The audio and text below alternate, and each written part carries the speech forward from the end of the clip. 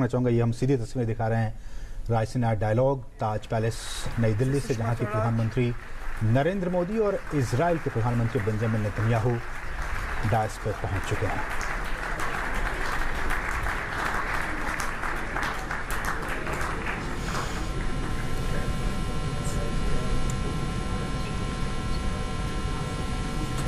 Can I request Mr. Joshi to lead our dignitaries to the chairs, please?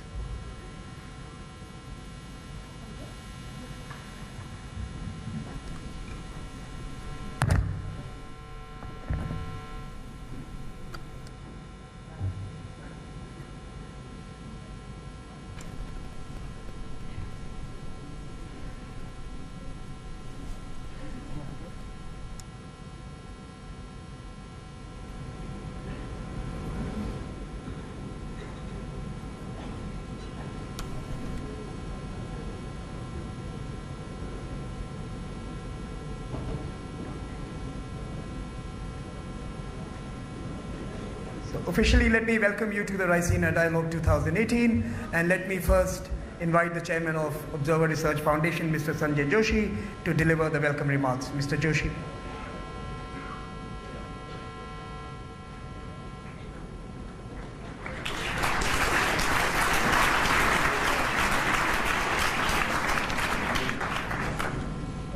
Shri Narendra Modi ji, Honorable Prime Minister of India, Mr. Benjamin Netanyahu, Honorable Prime Minister of Israel, Madam Sarah Netanyahu, Srimati Sushma Swaraj ji, External Affairs Minister of India, distinguished presidents, prime ministers, ministers, excellencies, delegates and experts from the world over who've gathered here, ladies and gentlemen, a very warm welcome to the third edition of the Raisina Dialogue 2018, co-hosted by the Ministry of External Affairs and the Observer Research Foundation. This year we have the special privilege and honor of welcoming both Prime Minister Benjamin Netanyahu and Prime Minister Modi in our midst today. And as we welcome both leaders, I am reminded of Prime Minister Modi's words during the first ever visit of an Indian Prime Minister to Israel just 6 months ago. Sir, you had said, India and Israel are connected not only historically, but they're also connected culturally. Both are partners in human value and human legacy. Both the countries know how to respect their traditions and how to overcome difficult circumstances. I recall those words because they are very relevant to this dialogue and its theme today. 2 years ago, under the initiative of Prime Minister Modi's government, this dialogue was curated as a platform where the old and the new, the traditional and the modern, could discover their interdependence in forging a common, shared future for the world. The partnership of human values and human legacy you spoke about are the wellsprings that give nations resilience, the strength to confront the turbulence that is buffeting this troubled world. And these words also emphasize the importance of the theme we are managing today. We are talking about managing disruptive transitions, the need to debate the ideas, the institutions, and the idioms that will create the paradigms that will take the world to the next level. The pace of change induced by technological innovation is unprecedented. It is transforming the way humans interact, altering the way businesses and communities are organized, and societies and nations can find themselves responding to these in very unpredictable ways. Prime Minister Netanyahu leads a nation that is no stranger to volatility, and yet has successfully managed to provide growth, prosperity, and security to his people in an extremely turbulent region.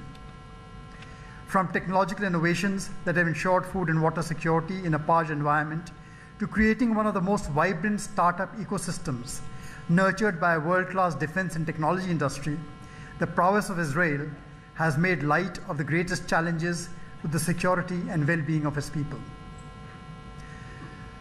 And Prime Minister Netanyahu, when speaking of the partnership between our two countries, had evoked his daringly simple mathematical formula for success, I2 T2. Indian talent times Israeli technology. Implement this formula and the result is exponential. We indeed find ourselves in a world which promises exponential jumps in knowledge systems, possible through previously unimaginable collaborative frameworks, collaborative networks across diverse cultures, societies, and nations that link man and machine today. Sometimes these can be a source of disruption, but managed well, they can be a source for exponential growth.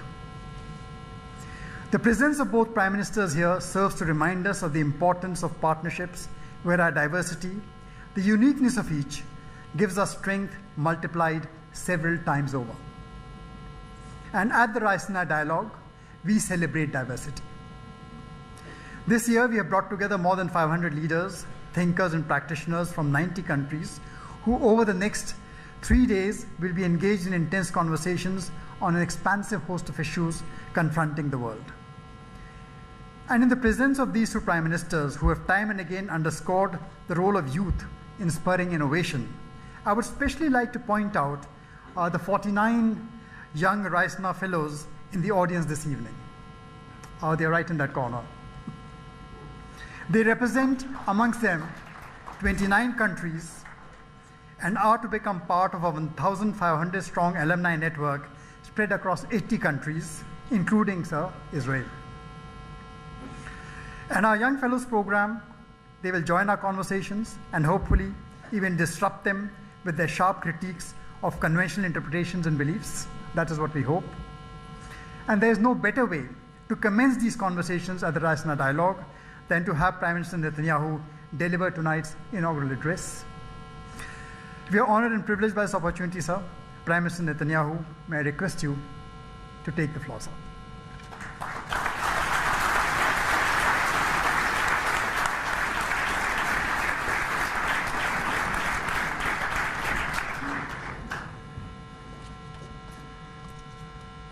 Namaste.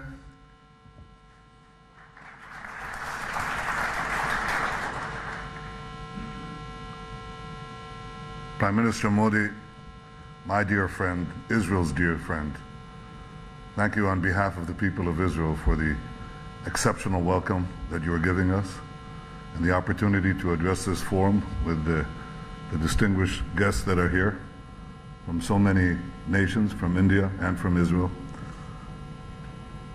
Thank you for your friendship. Thank you for this unbelievably moving visit. And thank you for the opportunity also to address the challenges that face the future and how together we can work to achieve prosperity, security, and peace. I want to tell you first how we in Israel overcame our challenge. We're tiny people, live in a small country, somewhat smaller than India, a lot smaller than India, no natural resources, no great rivers. Well, the Jordan is a great river, but it's a stream, it trickles. And yet we've become, I think, a force to contend with on the world scene. And I would like to describe to you the process that we went through and then discuss what we could do together. I was thinking about the journey that we made yesterday in that magnificent ceremony in the President's house. And I was thinking that 75 years ago, our people were like a wind-tossed leaf. A third of our people were destroyed in heaps of ashes. And yet there I was standing representing the Jewish people in this great nation of India, one of the great powers on earth. What led to this transformation? It was our understanding of the principal lesson of Jewish history and also a simple lesson in our turbulent region. And it is this: the weak don't survive. The strong survive. You make peace with the strong. You make alliances with the strong. you're able to maintain peace by being strong. And therefore, the first requirement of Israel from the time of our first Prime Minister, David Ben-Gurion, was to achieve the minimal strength that is required to assure our existence. Now, what is the source of strength? Various questions arise about what is the nature of power. There's soft power, there's hard power. I like soft power. Hard power is often better. What does it mean? What does it mean to have power? Well, the first prerequisite is military power. You need F-35s, you need submarines, you need interceptors, you need cyber, you need intelligence. In the case of Israel, you need a lot of intelligence to compensate for our size. There's one thing that characterizes all the things that I just mentioned. They cost money, a lot of money. And as time goes by, they cost more and more money. So defense, the prerequisite of security, and security always comes first. Defense costs a great deal of money, as does education, as does health, as does infrastructure, all the requirements that our people justly deserve once we provide security. Where does the money come from? It comes from the second source of power, that is economic power. I view the requirements of securing our future as dependent on three sources of power: military power, now economic power. How do you get economic power? Surely you need education. Prime Minister Modi and I were talking about how we educate our youth. In the case of Israel, there is one big education machine. It's called the Israeli Defense Force. And everyone comes in and we give training, we give technology, we give an assessment, an understanding of the main techniques of technology that are important for the future, also for civilian future. And yet, we have seen other societies that have had educated people, highly educated people, extraordinary mathematicians, physicists, metallurgists, that didn't achieve economic power. In fact, they collapsed. I'm talking about the former Soviet Union. But if you took, in Soviet times, if you took one of these mathematicians and spirited him away, or her, to California, to Silicon Valley, they would be producing value within 2 weeks. Because the requirement, the necessary requirement for the development of technology, innovation, ingenuity, the necessary requirement are free markets, or freer markets. Technology and value added is produced by firms. Firms produce technology. They perfect it, they multiply it, they reinvent.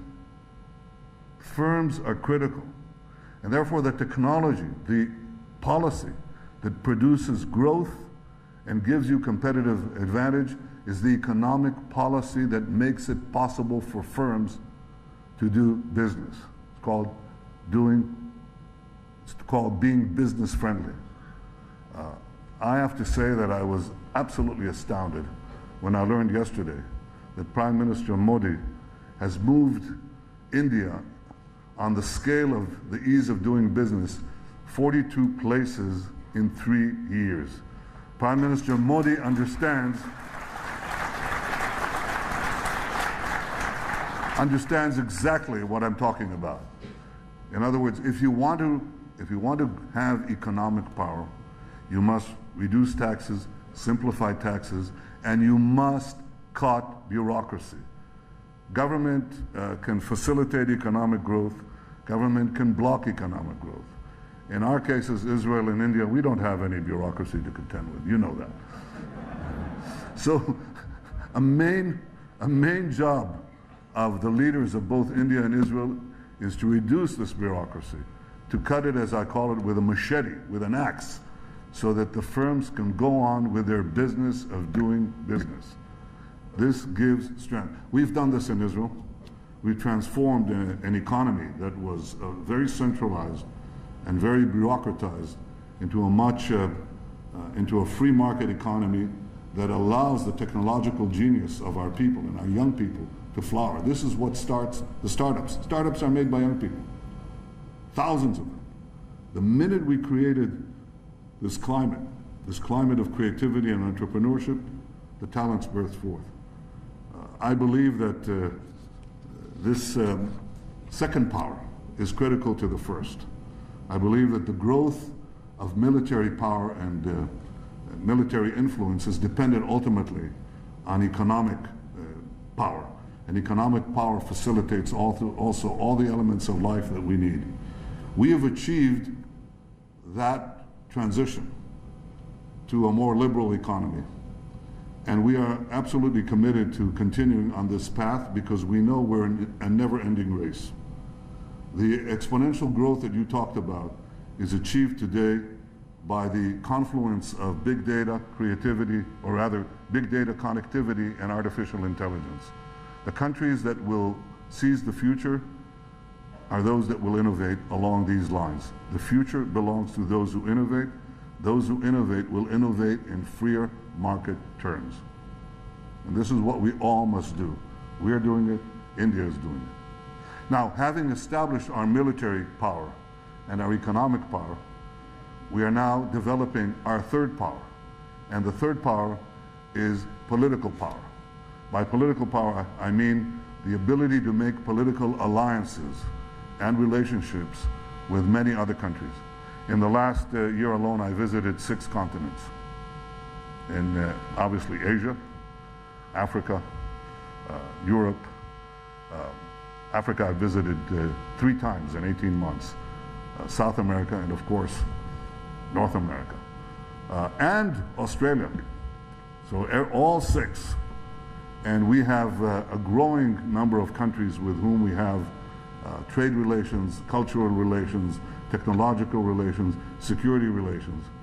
This is very important for us in order to broaden our position in the world, in order to have the kind of relations that ultimately secure your future. Military power, economic power, political power. But there is, I believe, a fourth power. And the fourth power is the power of our values, of our tradition.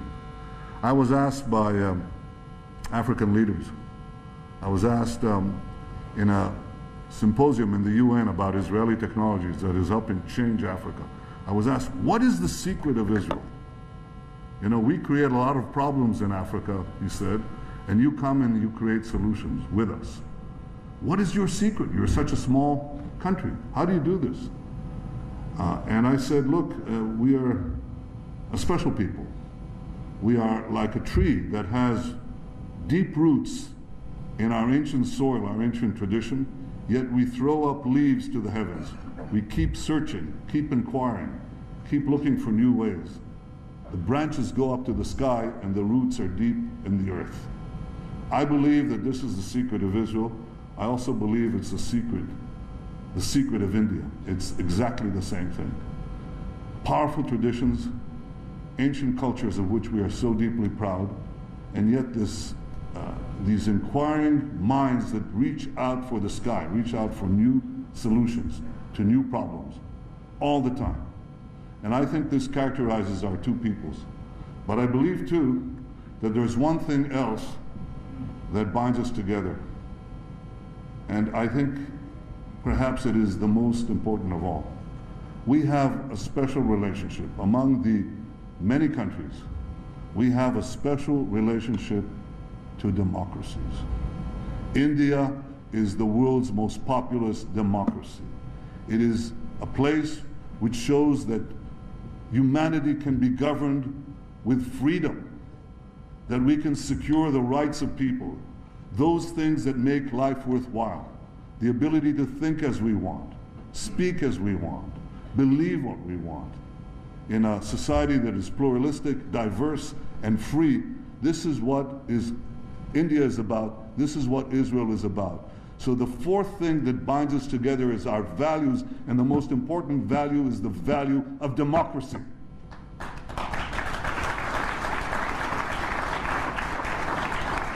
Now, I believe that this is not merely a passing thing. We're now moving from a unipolar world to a multipolar world.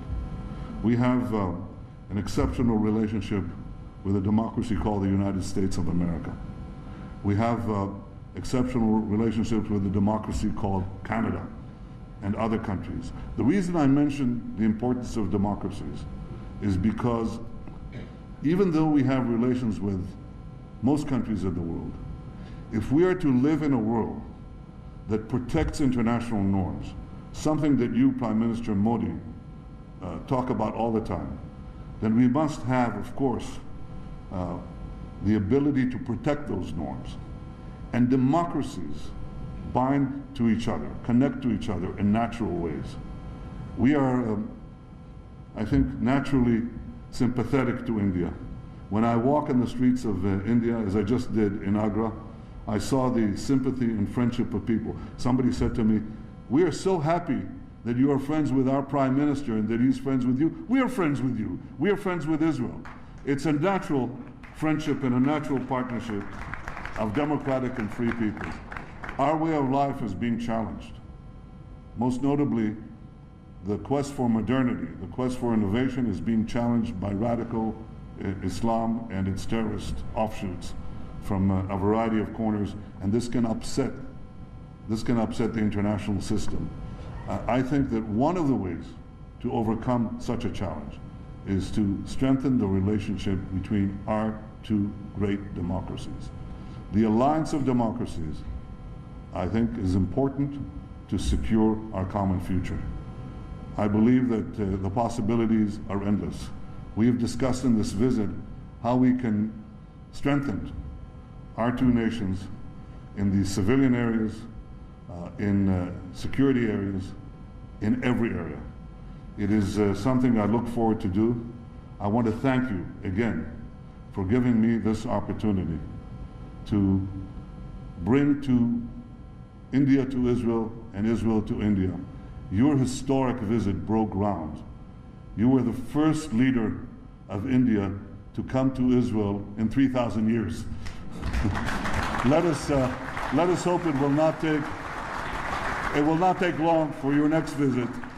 I know that, but I want to tell you how delighted we are in Israel. I want to tell you that we believe in India as you believe in Israel.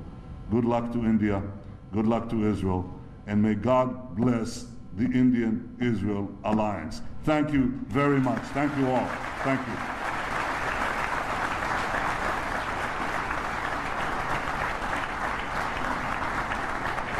Thank you.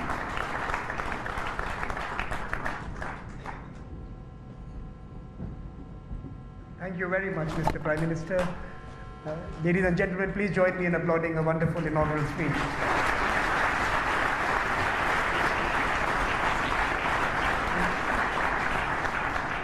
May I now request the Honorable External Affairs Minister, Srimati Sushma Swaraj, to please deliver the closing remarks and propose a vote of thanks.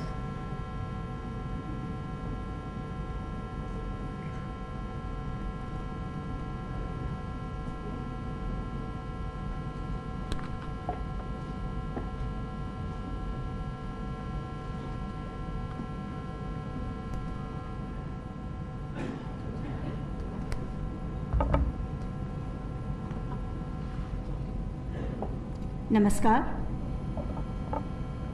Very good evening.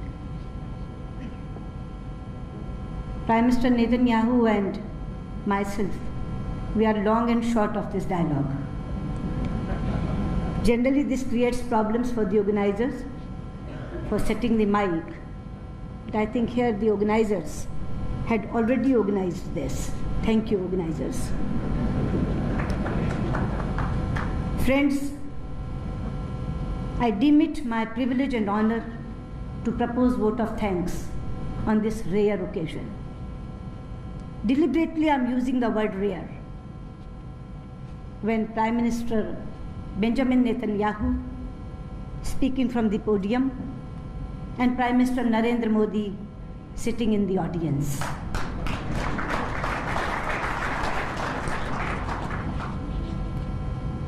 This is a rare occasion, a rare scene. I wish to express my appreciation to Prime Minister Netanyahu for delivering a short but truly inspiring and memorable inaugural address. The visit of Prime Minister Netanyahu to India, like the visit of Prime Minister Modi to Israel 6 months ago, underlines the celebration of 25 years of diplomatic relations between India and Israel. In this quarter of a century, our partnership has indeed come a very long way. Israel is not only a reliable friend in defense and economic development, especially in agriculture and water. Its startup culture serves as an inspiration to our own efforts in that regard. These contemporary facets of cooperation are built on historical links between our peoples. The third edition of this Raisina Dialogue is focused on disruptive transitions. I am sure you'll all agree that Prime Minister Netanyahu's address has provided us a valuable perspective from a region that is so central to global peace and prosperity. There could be no better start to our deliberations. Thank you, Excellency Prime Minister Netanyahu. Friends, now I would like to thank Prime Minister Modi for joining us at this inaugural session. Your presence, Pradhan Mantri Ji, will serve as an inspiration to the dialogue as we discuss on the ideas, idioms and institutions impacted by the transition. Hardik Dhanyavad. Friends, I would also like to thank the Observer Research Foundation who have partnered the Ministry of External Affairs in this endeavor. I am confident that their organization skills and commitment will make for a very successful conference. I would also like to take this opportunity to welcome and thank all distinguished speakers who have gathered here from different parts of the world. I am sure that their deliberations over the next 3 days will generate fresh ideas, insights and solutions to our common global challenges. Last but not the least, I would like to thank our informed audience without whom and without whose participation and involvement no such dialogue is complete. Before I conclude, I wish the dialogue successful deliberations and a complete success. Thank you. Dhanyavad.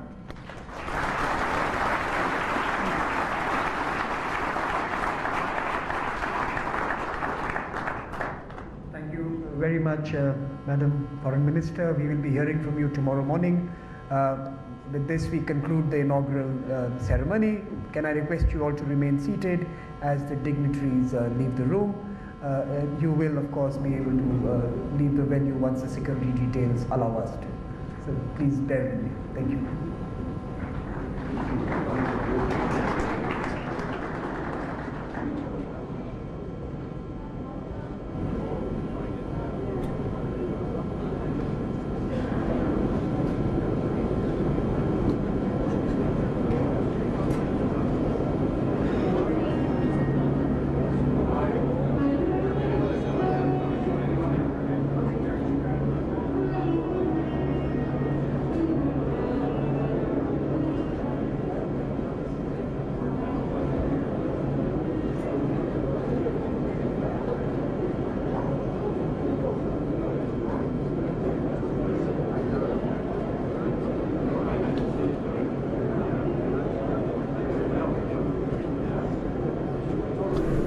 Raisina dialogue जिसकी विधिवत शुरुआत हो गई।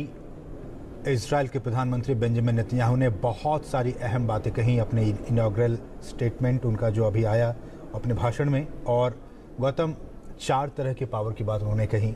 Military power सबसे पहले, economic power दूसरे number पे, political power तीसरे नंबर पे और चौथा power, power of values, traditional values, इसके पावर की बात की।